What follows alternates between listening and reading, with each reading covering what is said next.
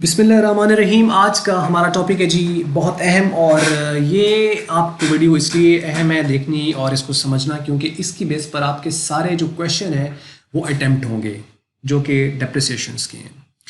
अब इसमें क्या है कि मैंने बताया जैसे कि आपने थंबनेल देखा ना कि 5 पॉइंट्स आपको चाहिए होते हैं इसके लिए और इम्पोर्टेंट है ये। अब वो कौन से 5 पॉइंट हैं जो कि आपके माइंड में अगर हैं तो उससे डेप्रिसिएशन का जो क्वेश्चन है उसको करना आसान हो जाता है। बेसिकली यही है, बाकी इसके अंदर थोड़ी बहुत जो वेरिएशंस है वो प्रॉब्लम के पॉइंट ऑफ व्यू से होती हैं, वो साथ साथ जैसे जैसे प्रॉब्लम हम करते जाएंगे, क्योंकि जब तक सारी थ्योरी अच्छी तरह कर ली जाए ना तो बहुत हेल्पफुल होती है, लेकिन खाली थ्योरी हेल्पफुल नहीं होती। जब तक प्रैक्टिकली नहीं करोगे, उसको अपने हाथ से करोगे नहीं, उस वक्त तक कुछ समझ नहीं आएगा। तो लेकिन ये है कि काफ़ी हेल्पफुल होने वाली है और काफ़ी आपको इसके अंदर आसानी होने वाली है इसके अंदर। और डेप्रिसिएशन क्वेश्चन का जो भी आप चाहे आईकॉम में चाहे बीकॉम में जहाँ पे भी आप करोगे आपके लिए प्रॉब्लम नहीं रहेगा। आइए इसको शुरू कर लेते हैं। और इसके अंदर what to see before solving the depreciation question, what to see before solving the depreciation question, कुछ 5 पॉइंट्स है जी। अब आपको देखो, डेप्रिसिएशन जब आपने करना है ना तो आपको प्रॉब्लम को पढ़ना पड़ेगा। प्रॉब्लम जब आप पढ़ेंगे तो उसके अंदर आपको 5 चीजें निकालनी है। कितनी चीजें निकालनी है? 5 चीजें निकालनी है। 5 चीजें बेसिक है। अब वो क्या है कि एक तो एसेट की कॉस्ट आप उसमें से निकालेंगे कि एसेट जो है उसकी हिस्टोरिकल कॉस्ट कितनी है, मतलब कितने का खरीदा गया, कितने का आपकी बुक्स ऑफ अकाउंट में रिकॉर्ड हुआ जब वो बाय किया गया है, यानी उसकी अपनी कॉस्ट कितनी है। और कॉस्ट से मुराद उसके अंदर सारे के सारे एक्सपेंस शामिल है जो उसके परचेजिंग के वक्त उसके ऊपर हुए हैं, जो कि नॉन रिकरिंग है। यानी सारे नॉन रिकरिंग समझते हो, पहले मैं वीडियो को इसके ऊपर बना चुका हूँ। नॉन रिकरिंग रिकरिंग का मैंने आपको बताया था। तो जो नॉन रिकरिंग एक्सपेंस है सारे के सारे वो इसकी परचेज प्राइस में ऐड होंगे और उसकी कॉस्ट बनेगी। और ये कॉस्ट पे एसेट रिकॉर्ड होता है। और आपने फर्स्ट ईयर में अकाउंटिंग के अंदर पढ़ा हुआ है कॉस्ट कॉन्सेप्ट, वो यही है कि asset should be recorded at the cost. इस उस प्राइस पे रिकॉर्ड होगा जिस प्राइस पे इसको एक्वायर किया गया है, उस प्राइस पे एसेट रिकॉर्ड होगा जिस प्राइस पर इसको एक्वायर किया गया है। अब उसमें क्या चीजें चाहिए आपको? एक तो एसेट की कॉस्ट चाहिए, दूसरा उसका रेट ऑफ डेप्रिसिएशन, किस रेट पे डेप्रिशिएट करना है। ये कैसे पता चलेगा? ये पता चल जाएगा आपको जिसके साथ परसेंटेज का साइन दिया गया होगा, ये रेट होगा। उसके बाद आपको उसकी डेट ऑफ परचेज चाहिए, मतलब क्या है कि जब आपने एसेट को खरीदा है, जब खरीदा है तो वो किस डेट पे खरीदा। ये क्यों अहम है? ये इसलिए अहम होती है क्योंकि जो डेप्रिसिएशन है ना, ये बिल्कुल उसी तरह कैलकुलेट हो रहा है जैसे इंटरेस्ट कैलकुलेट होता है। उसके ऊपर टाइम फैक्टर आता है ना इंटरेस्ट के ऊपर, तो इस तरीके से डेप्रिसिएशन के ऊपर भी इंटरेस्ट फैक्टर की तरह टाइम फैक्टर आएगा। अब मतलब क्या हुआ इसका कि ज़्यादा आप वैल्यू पैसा यूज़ करते हो तो ज़्यादा इंटरेस्ट देना पड़ता है। यहाँ एसेट ज़्यादा यूज़ करोगे तो वो डेप्रिशिएट ज़्यादा होगा। वो वैल्यू को बढ़ा रहा है, ये वैल्यू को कम कर रहा है। लेकिन बिल्कुल सेम फार्मूला पढ़ते हैं ना फर्स्ट ईयर में मैथ में कि ऐसा ही, simple interest is equal to P I N, principal amount multiply rate of interest multiply N, यानी ड्यूरेशन टाइम पीरियड। उसके लिए बिल्कुल उसी तरह है। एसेट की जहां प्रिंसिपल है वहां कॉस्ट आ जाएगी, जहां आई था रेट ऑफ इंटरेस्ट था वहां आपका रेट ऑफ डेप्रिसिएशन आ जाएगा, और एन की जगह वही टाइम आएगा। यानी अगर तो पूरे साल का है तो 1 आएगा, और अगर आपका 1 साल से कम यूज हुआ है तो जितने मंथ यूज हुआ है उतने से मल्टीप्लाई करेंगे 12 पे डिवाइड करके।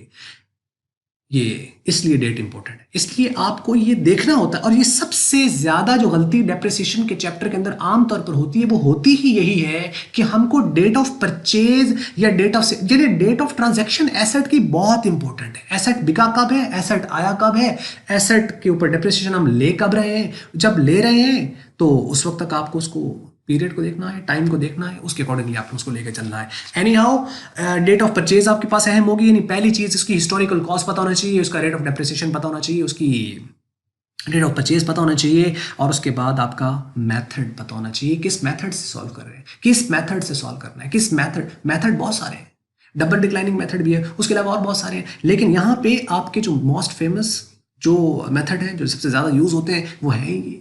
और ये 2 हैं। कौन सा? इसके ऊपर पहले वीडियो बना चुका हूं, दोनों में डिफरेंस मैंने आपको बताया था। एक का नाम है फिक्स्ड इंस्टॉलमेंट मेथड और एक का नाम है डिमिनिशिंग, जिनके दो नाम और भी हैं। अगर आपने पिछली वीडियो नहीं देखी है तो उनके डिफरेंस वाली जरूर देख लीजिएगा, उससे आपको ये पूरी तरह माइंड में क्लियर हो जाएगा। डेप्रिसिएशन जो है ना, उसको रिकॉर्ड करने के 2 फेमस मेथड, एक का नाम फिक्स्ड इंस्टॉलमेंट और एक का नाम डिमिनिशिंग। अब आपको ये देखना पड़ेगा, अगर आप फिक्स्ड से कर रहे हो तो उसका कैलकुलेशंस कुछ नंबरिंग कुछ काउंट कुछ और आएगा, अगर आप उसको रिड्यूशन से कर रहे हो तो उसका काउंट उसका नंबरिंग उसका काउंट कुछ और आएगा। अब इसमें जो मेथड होगा वो हम अप्लाई करेंगे और उसके अकॉर्डिंगली हम डेप्रिसिएशन कैलकुलेट करेंगे। और अगली जो चीज है वो है number of years for depreciation. क्या मतलब हुआ? Number of years for depreciation, मतलब कितने सालों के लिए डेप्रिसिएशन लेना है, कितने साल का डेप्रिसिएशन आपको एक अकाउंट बनाना होता है ना, एसेट का एक अकाउंट बनाना होता है, पहले साल का, दूसरे साल, तीसरे साल, चौथे साल, पांचवें साल, उसके अकॉर्डिंगली आपको कितने साल का लेके चलना है, पहला साल, दूसरा, तीसरा, चौथा, पांचवा, वो आप पूरा 5 साल के लिए तो 5 साल आ गए, 4 साल के लिए करना है तो 4 साल आ जाएंगे, 3 साल के लिए तो 3 साल का बनेगा, जितने साल का वो आना है ना वो आप लिख लोगे। 5 चीजें मेन है, 5 चीजें मेन है। हो सकता है इसके ऊपर आपको रेट ऑफ डेप्रिसिएशन ना दिया गया और फिर भी कहा जाए डेप्रिसिएशन करो, तो फिर कैसे करेंगे? फिर फार्मूले कुछ और हैं जो नीचे कुछ इंपॉर्टेंट नोट लिखा हुआ है, वे बताया ना, ये वीडियो बहुत अहम है। डेप्रिसिएशन का क्वेश्चन करना है, अगर आपको ये लेक्चर नहीं सुना, ये आपको पॉइंट्स माइंड में नहीं रहे, मुश्किल हो जाएगा थोड़ा सा। अगर आपको ये पॉइंट्स क्लियर है ना, ये बात आपके जहन में अच्छी तरह आपने इसको डाइजेस्ट कर लिया है, इस बात को समझ लिया है, सवाल ही पैदा, मैंने क्या कहा है, सवाल ही पैदा नहीं होता अंडरस्टैंड ना होने का, सवाल ही पैदा नहीं होता, आपको बिल्कुल क्लियर हो जाएगा, बिल्कुल क्लियर हो जाएगा। बहुत आसान है, बहुत आसान है, कुछ मुश्किल नहीं है। अब पहली चीज हिस्टोरिकल कॉस्ट, यही चीज यहां पे लिखी हुई है, और कॉस्ट से मुराद क्या है कि आपकी परचेज प्राइस यानी उसकी ओरिजिनल और जितना उसके ऊपर खर्चा हुआ, ये क्यों ऐड करते हैं। अब एसेट, फॉर एग्जांपल मैंने एसेट खरीदा है, फॉर एग्जांपल कंप्यूटर मैंने खरीदा 50,000 का, और इसके आने जाने पर मेरा टाइम तो लगा ही लगा, लेकिन इसके ऊपर मेरा जो खर्चा आने जाने का हुआ वो 1000 रुपया हुआ, और कुल मिला के मैं 51,000 का है। अब मैं आया और मेरे दोस्त ने मेरे से पूछा, भाई क्या, कहाँ से आ रहे हो? मैंने कहा भाई कंप्यूटर लिया। अच्छा कितने का लिया है? तो मैंने कहा 50,000। मैंने उसे क्या कहा, 50,000 का। उसने कहा अच्छा 50,000 का है, यार मुझे भी सेम चाहिए था। ऐसा नहीं कर सकता, तो 50,000 मेरे से पकड़ और ये मुझे दे दे 50,000, अभी अभी के अभी देता हूँ तुझे 50,000 रुपया, ये मेरे से पकड़ और ये मुझे दे दे। उसने कहा वाह क्या बात है, अरे भाई 50,000 का तो ये लिया है, लेकिन 1,000 रुपया तो इसके ऊपर मेरा आने जाने का खर्चा, टाइम अलग लगा, और ये, और फिर दूसरी बात मेरी नीड भी है, मेरी जरूरत भी है। चलो नीड को भी हम निकाल देते हैं, आपकी नीड आप फिर ले लोगे। चलो टाइम को भी हम दोस्त की खातिर थोड़ी कुर्बानी दे देते हैं, टाइम को भी निकाल दिया, नीड को भी निकाल दिया। अब ये नीड भी नहीं है जहन में और टाइम भी नहीं है, अब दो चीज, अब आप चीखोगे एक बात पर, ना ना ना ना, 50,000 पैसे के बेस पे तो कंप्रोमाइज नहीं है ना, दोस्ती में पैसा तो नहीं है ना। अच्छा 50,000 तो इसके 1,000 भाई इसके ऊपर आने जाने खर्चा हो गया, तो 51,000 का है, 51,000 रुपए का। अब आप चीखे ना, ऐड कर दिया। यही वजह है कि असल में जब कोई एसेट एक्वायर किया जाता है तो उसके ऊपर जितना खर्चा आता है ना, जितना खर्चा आता है वो उसकी एक बार, वो नॉन रिकरिंग है, ये बार बार नहीं होना है, ये नॉन रिकरिंग है, और इसी को डायरेक्ट एक्सपेंस कहते हैं, और ये एसेट की कॉस्ट में ऐड होता है। इंस्टॉलेशन चार्जेस आ गए, इरेक्शन की कॉस्ट आ गई, उसकी आपने सेकंड हैंड खरीदा और सेकंड हैंड की रिपेयरिंग कराई। नॉर्मली रिपेयरिंग आपकी जो होती है वो आपका रेवेन्यू एक्सपेंडिचर होता है, लेकिन यहां वो कैपिटलाइज्ड एक्सपेंडिचर होगा। पढ़ा हुआ है ना फर्स्ट ईयर के अंदर, एक कैपिटल एक्सपेंडिचर होते हैं, एक कैपिटलाइज्ड एक्सपेंडिचर होते हैं और एक रेवेन्यू एक्सपेंडिचर होते हैं। फर्क तीनों में पता होगा कि तीनों में क्या फर्क है। रेवेन्यू एक्सपेंडिचर, कैपिटलाइज्ड एक्सपेंडिचर और कैपिटल एक्सपेंडिचर, फर्क है तीनों में।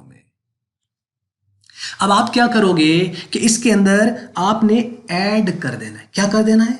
ऐड कर देना है। कौन सा? जो कैपिटलाइज्ड एक्सपेंडिचर होगा। कैपिटलाइज्ड एक्सपेंडिचर होता ही वो है जो एसेट को एक्वायर करने पर हुआ, और ये बार बार नहीं होना है, ये एक बार होना है, यानी नॉन रिकरिंग है। मतलब दूसरे अल्फाज में डायरेक्ट एक्सपेंस है, ऐड हो जाएगा। तो इस तरह बनेगी एसेट की कॉस्ट, जिसे हम कहते हैं हिस्टोरिकल कॉस्ट, यानी उसकी बैक पे जब उसको खरीदा गया तो इनफैक्ट उसकी कॉस्ट कितनी थी। आप इसको नॉर्मली कॉस्ट भी कह सकते हो। तो एक चीज कॉस्ट पता होना चाहिए, उसके बाद डेट ऑफ परचेज पता होना चाहिए, उसका रेट पता होना चाहिए, मेथड पता होना चाहिए, और पांचवी चीज कितने सालों के लिए आपको उसको बना रहे हो ये पता होना चाहिए। 5 चीजें जहन में रहेंगी तो डेटा आपने निकाल लेना है, उसके बाद क्वेश्चन को स्टार्ट कर देना है। एक फॉर्मेट होगा, फॉर्मेट को आप फॉलो करोगे, उसके अकॉर्डिंगली करते चले जाओगे तो क्वेश्चन खत्म हो जाएगा।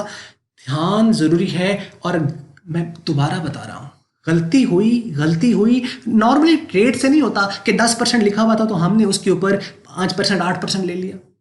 नॉर्मली ये गलती नहीं होती, आमतौर पर ये गलती नहीं होती है, और उसके बाद एसेट की कॉस्ट पे भी आमतौर पर नहीं होती है। अगर आपको ये पता है कि इसके ऊपर जितना एक्सपेंस हुआ है वो सारा मैंने इसमें ऐड कर देना है, तब भी गलती नहीं होगी। तीसरी जो चीज इसके अंदर है ना, वो है आपका डेट। हाँ ये अहम है, ये जो डेट है ना, ये जो टाइम है ना, ये बहुत जरूरी है। अगर आपका ये नहीं ना आया बीच में, अगर आपका ये नहीं ना आया, फिर प्रॉब्लम करेगा। अगर आपने इसको कंसिडर नहीं किया तो प्रॉब्लम करेगा। कि मतलब क्या है कि आपने पूरे साल का डेप्रिसिएशन ले लिया, हालांकि यूज आपका सिर्फ 6 माह हुआ है। आपने पूरे साल का डेप्रिसिएशन ले लिया, हालांकि वो यूज सिर्फ 3 माह हुआ है। आपने पूरे साल का डेप्रिसिएशन ले लिया लेकिन वो यूज सिर्फ 1 माह हुआ है, तो गलती कर रहे हो। इसका मतलब है उतना डेप्रिसिएशन लेना है जितना एसेट यूज हुआ है, क्योंकि एसेट के यूज के एतबार से तो डेप्रिसिएशन होता है। More the use of an asset more the depreciation, lesser the use of an asset lesser the amount of the depreciation. जितना इस्तेमाल ज्यादा होगा उतना डेप्रिसिएशन ज्यादा होगा। डेट बहुत अहम है, मैं दोबारा बता रहा हूं, डेट बहुत अहम है। मेथड ऑब्वियसली इसमें भी गलती नहीं होती, आपको एक बार जहन में पता चल गया ना, हाँ उसको याद रखना है कि ओरिजिनल कॉस्ट का मतलब क्या है या फिक्स्ड इंस्टॉलमेंट का मतलब क्या है और डिमिनिशिंग का या रिड्यूसिंग या डिक्लाइनिंग का मतलब क्या है। मेथड का मैंने पहले ही आपको बताया हुआ है, उसको माइंड में थ्योरी को एक बार पढ़ के फिर उसके बाद क्वेश्चन को करें, कोई प्रॉब्लम नहीं होता है। डायरेक्ट क्वेश्चन के ऊपर आओगे मुश्किल हो जाएगा, थ्योरी को पढ़ने के बाद एक सीक्वेंस में आप आओगे ना, कुछ मुश्किल नहीं होगा। अच्छा, उसके बाद नंबर ऑफ ईयर कितने सालों के लिए है इसके अंदर, मतलब सबसे अहम पॉइंट इसके अंदर डेट है, आपकी एसेट के ट्रांजैक्शन की डेट, मतलब चाहे परचेज की हो, चाहे सेल की हो, चाहे डेप्रिसिएशन की हो, डेट बहुत अहम है। ये 5 पॉइंट्स होंगे, नोट देख लीजिए। If rate of depreciation is not given, if rate of depreciation is not given, यानी बाज़ दफा रेट हो सकता है वो ना दे, then you must be given scrap value, आपको स्क्रैप वैल्यू दी गई होगी, and the life of an asset, asset की लाइफ भी देगा, स्क्रैप वैल्यू भी देगा।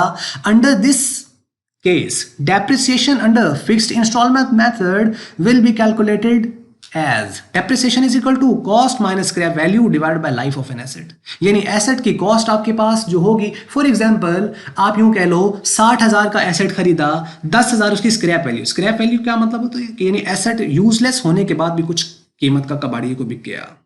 स्क्रैप 60,000 का एसेट की कॉस्ट है, 10,000 उसकी स्क्रैप है, 10,000 उसमें से निकाल दो और 5 साल अगर उसकी यूजफुल लाइफ है तो इसका मतलब ये हुआ कि 60,000 माइनस 10,000 डिवाइड करते हुए 5 पे, तो 50,000 को 5 पे डिवाइड करेंगे, 10,000 रुपया डेप्रिसिएशन फिक्स केस में। पहले साल 10,000, दूसरे साल 10,000, तीसरे साल 10,000, चौथे साल 10,000, पांचवें साल भी 10,000, तो 50,000 वो डेप्रिशिएबल वैल्यू थी, हो गई। और पीछे जो वैल्यू बच जाएगी ना एसेट की कॉस्ट में से टोटल डेप्रिसिएशन लेस करने के बाद वही स्क्रैप बचेगा और वो 10,000 होगा। उसके बाद अगर आपका डिमिनिशिंग है तो क्या करेंगे, अगर तो डिमिनिशिंग आता है तो क्या करेंगे। अच्छा, डिमिनिशिंग में अगर तो रेट दिया हुआ है तो फिर रेट यूज करना है, हो सकता है ये दोनों चीजें आपको दे दे, वो आपको ये स्क्रैप भी दे दे और रेट भी। अगर तो रेट गिवन है तो फिर रेट वाले फार्मूला से करना है, फिर आपने ये इस तरीके। हाँ, अगर रेट गिवन ही नहीं है, रेट बिल्कुल डिमिनिशिंग कर, उसने कहा करना डिमिनिशिंग से है लेकिन रेट गिवन नहीं है, रेट तो फिर रेट निकालेंगे, फिर क्या करेंगे, फिर रेट निकालेंगे। कैसे निकालेंगे रेट, इस फार्मूला से। In case of the diminishing we would find the rate of the depreciation first by the following formula and rest of the treatment would be same. बाकी जो सारी स्टेटमेंट होगी ना, सारी उसकी जो ट्रीटमेंट है वो सारी की सारी सेम होगी। कैसे, आर यानी rate is equal to 1 minus और उसके बाद ये आप देखो स्क्रैप वैल्यू उसको कॉस्ट ऑफ एसेट पे डिवाइड करेंगे और उसकी पावर लेंगे 1 ओवर एस्टिमेटेड लाइफ। आप इसको s बाय c और पावर 1 बाय n भी कर सकते हो, यानी r is equal to 1 minus s by c और 1 बाय n। ये करके भी आप इसको कैलकुलेट कर, ये पहले अब ये डिवाइड होगा, डिवाइड होने के बाद फिर उसकी जो पावर है वो आएगी और जो रिजल्ट आएगा उसे 1 में से माइनस कर देंगे और जो 1 में से माइनस करने के बाद आएगा उसे लास्ट को 100 से मल्टीप्लाई कर देंगे ताकि रेट परसेंटेज में चला जाए। लास्ट पे 100 से मल्टीप्लाई कर देंगे ताकि रेट परसेंटेज में चला जाए। वो रेट आ जाएगा 5%, 2%, 7%, 8%, 10%, कोई सा भी आता है वो आपके पास आ जाएगा। अब उसको आपने क्या करना है, उसको आपने यूज करना है आगे। ये कहलाएगा डिमिनिशिंग। ये क्या कहलाएगा, डिमिनिशिंग कहलाएगा। डिमिनिशिंग में रेट आपके पास गिवन ना हो तो इस वाले फार्मूला से हम कैलकुलेट करेंगे, और अगर उसमें रेट गिवन नहीं है तो रेट आपको निकालने की जरूरत नहीं है, उसमें फार्मूला ये होगा cost minus scrap value SV या सॉल्वेज वैल्यू और डिवाइड बाय लाइफ। इससे आपका कैलकुलेट होगा, हर साल वही चलता रहेगा। If rate is given along with the scrap value, then rate would be used to find the depreciation. हाँ, ये किस केस में है, ये diminishing के केस में है। If asset is being sold, then depreciation is calculated on the date of the sale. अब इसका क्या मतलब हुआ कि एसेट नॉर्मली आपको पता है ना फाइनेंशियल ईयर के लास्ट पे कैलकुलेट होता है, यानी 31 दिसंबर 2000 समथिंग कोई भी डेट आ गया तो इसका मतलब है लास्ट पे, नॉर्मली ऐसे ही होता है, लास्ट पे कैलकुलेट होता है। लेकिन अब यहाँ क्या होगा कि अगर आपका एसेट उस आपके फाइनेंशियल ईयर के एंड से पहले सेल होगा तो जिस डेट को सेल सितंबर में सेल हुआ, अभी दिसंबर आया ही नहीं, तो सितंबर तक का जितना एसेट आपका यूज हुआ उतना उसका डेप्रिसिएशन पहले ही ले लिया जाएगा। सितंबर तक जितना यूज हुआ उसका डेप्रिसिएशन पहले ही ले लिया जाएगा। वेट नहीं करेंगे 31 दिसंबर का या 30 जून पे एंड हो रहा है तो उसका वेट नहीं करेंगे, उससे पहले अगर सेल हो गया तो उस डेट, जिस डेट को वो सेल हुआ उस डेट तक जितना यूज, जितना मैं बार बार कह रहा हूँ, जितना यूज हुआ है उतना डेप्रिसिएशन होता है, जितना यूज हुआ, जितना टाइम रहता है वो नहीं, जितना एसेट यूज हो गया बिजनेस में उतना डेप्रिसिएशन आएगा। However in normal circumstances it is calculated on the last day of, आमतौर पर तो लास्ट डे पे ही होता है, लेकिन अगर उस लास्ट डे से पहले सेल हो जाए तो फिर तो कैलकुलेट करना पड़ेगा। If sale of an asset is given then remember to close the asset account by recording its profit और लॉस ऑन सेल। ये बड़ा अहम पॉइंट है। जब भी एसेट बिकेगा ना, जब भी एसेट बिकेगा उस पर आप याद रखिएगा पैसा आएगा, लेकिन पैसा आने के बाद एसेट आपके बिजनेस से चला गया, अब वो उसकी वैल्यू जीरो हो गई, नील हो गया। अब वो उसकी आपने एक चीज याद रखनी है कि उसके ऊपर प्रॉफिट या लॉस हुआ होगा, वो जो प्रॉफिट या लॉस हुआ है ना उसको रिकॉर्ड करना है, जो प्रॉफिट या लॉस हुआ है उसको लाजमी रिकॉर्ड करना है, अगर प्रॉफिट हुआ है उसको भी रिकॉर्ड करना है। एसेट जब भी बिकेगा या तो वो ब्रेक इवन है ना, यानी ना प्रॉफिट ना लॉस, यानी ना प्रॉफिट हुआ ना लॉस हुआ, अगर तो ऐसा है तो फिर तो दैट्स गुड, दैट्स ओके। लेकिन अगर प्रॉफिट हो रहा है उसको भी रिकॉर्ड करना उसी एसेट के अंदर, और अगर लॉस हो रहा है तो उसको भी उसकी एसेट के अकाउंट के अंदर जाके रिकॉर्ड करना है, तभी तो एसेट क्लोज होगा। अब वो कैसे निकलता है, प्रैक्टिकल्स प्रॉब्लम्स हम देखेंगे। एक्चुअल में प्रॉफिट या लॉस कैसे निकलता है, बुक वैल्यू को सेल प्राइस के साथ कंपेयर करते हैं, बुक वैल्यू को से कॉस्ट को कभी सेल प्राइस के साथ कंपेयर नहीं करते। बुक वैल्यू को, बुक वैल्यू क्या होती है, जो एसेट है उसकी कॉस्ट है उसमें से डिप्रिसिएशन लेस कर दो, जो आएगा वो बुक वैल्यू कहलाएगी। बुक वैल्यू को कंपेयर करेंगे हम किसके साथ, सेल प्राइस के साथ, तो उससे हमें पता चलेगा अगर तो सेल प्राइस ज्यादा हुई बुक वैल्यू कम है, यानी बुक वैल्यू यानी बीवी, बीवी कम है और सेल ज्यादा आए तो प्रॉफिट है, और अगर बीवी ज्यादा हो गई और सेल कम है तो लॉस हो जाएगा। बीवी कभी ज्यादा नहीं होनी चाहिए, बीवी जब भी ज्यादा होगी ना तो क्या होगा, नुकसान ही होगा भाई, सीधी बात है। बीवी जब ज्यादा हो जाएगी तो नुकसान हो जाएगा, बीवी कम रहनी चाहिए, प्रॉफिट में रहेगा। बेसिक फार्मूला है ये। यहाँ तक वीडियो थी और बस ख़त्म हो गई, और उम्मीद तो की जा सकती है कि आपको बात समझ लगी होगी। और अगर आपको ये बात समझ लगी है तो हमारी आगे वाली प्रॉब्लम्स बहुत आसान है, बहुत आसान है, मैं आपको बता रहा हूँ बहुत आसान है। सिंपल एक चीज़ को पढ़ते चले जाएंगे और कॉन्सेप्ट क्लियर होता चला जाएगा। अब सिर्फ फॉर्मेट को देखना है, सिर्फ फॉर्मेट को देखना है और क्वेश्चन क्लियर हो जाने। अब आपने पिछली वीडियो नहीं देखी तो उसको ज़रूर देखिए, और अगली नहीं देखी है तो उसको आप ज़रूर देखिए। अब अगली नेक्स्ट, अब इस वीडियो के बाद ऑब्वियसली आपको प्रॉब्लम्स को देखना है। पहली प्रॉब्लम से शुरू हो जाइए और उसके बाद ऑनवर्ड टोटल 9 प्रॉब्लम्स होंगी। वो इसी तरीके से आपके पास बिजनेस स्टैट के भी लेक्चर्स हैं, आप उनको भी ज़रूर देखिएगा। प्लेलिस्ट हमने सेपरेटली क्रिएट की हुई है, प्लेलिस्ट में जाइए, वहाँ से आप पूरे लेक्चर्स देख सकते हैं। बहुत आसान कर दिया चीज़ों को। बस ये थी वीडियो, और अगर आपको अच्छी लगी तो उसको लाइक कर सकते हैं, और अगर अच्छी नहीं लगी तो उसको कर लें डिसलाइक। और वीडियो देखने का बहुत बहुत शुक्रिया।